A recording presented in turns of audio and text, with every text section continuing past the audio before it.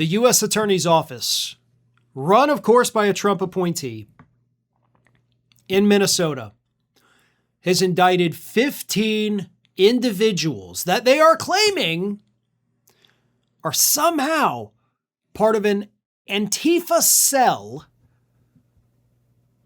and they had launched a conspiracy to impede the actions of ICE agents in Minnesota. So 15 people who were actually part of Direct Action Minnesota, and they had been going around kind of monitoring ICE agents after they had killed multiple people in Minnesota, as we all know. So they were monitoring them. They were letting people know, like, hey, ICE is going to be over here, ICE is going to be over there. They were putting this on Facebook.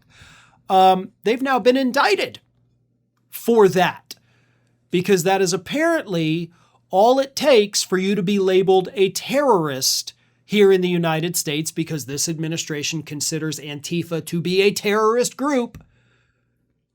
And now these people have been indicted. Now they have to hire lawyers. They have to have money come out of their pockets for charges that will eventually be dismissed.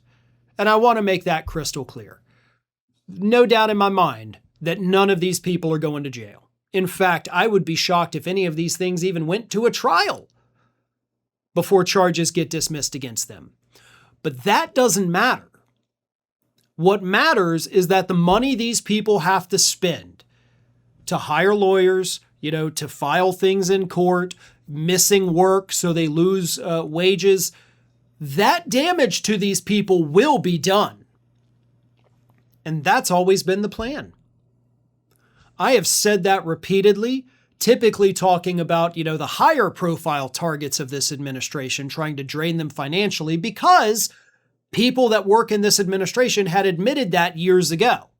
Like, we get into office, we're going to do this, not because we think we can get them in jail, but because we want to destroy them economically.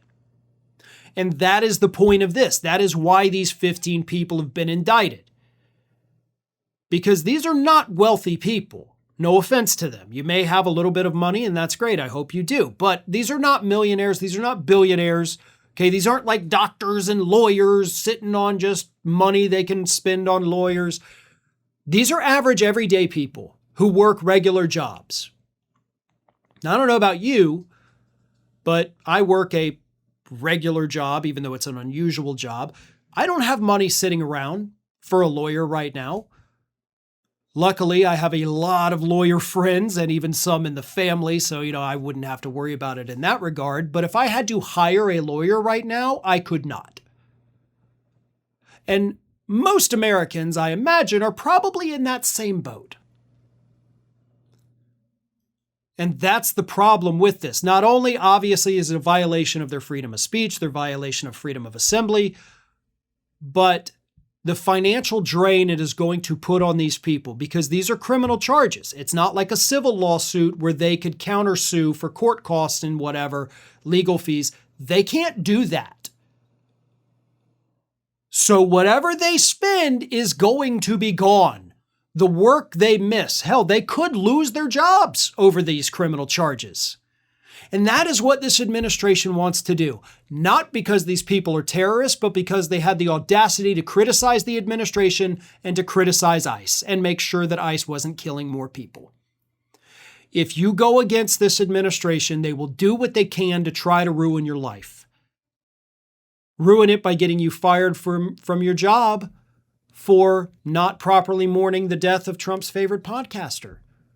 Now, those people, however, are getting huge, huge, huge settlements. So good for them. These folks, they might in the future be able to bring a case against the government for selective prosecution and all of that. But that, again, is going to entail hiring more lawyers and coming out more money that you don't have.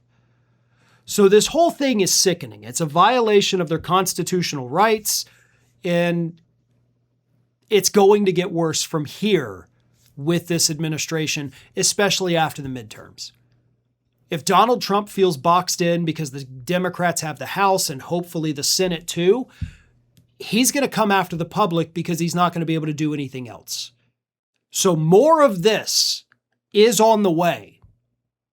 And I do fear that in time, people like myself, maybe David Pakman and Brian Tyler Cohen, since they're already on their radar, those will probably be the people they start coming after next. Thanks for watching, and if you are not already subscribed to the channel, please do so, and do not forget to like and comment and share widely among your friends.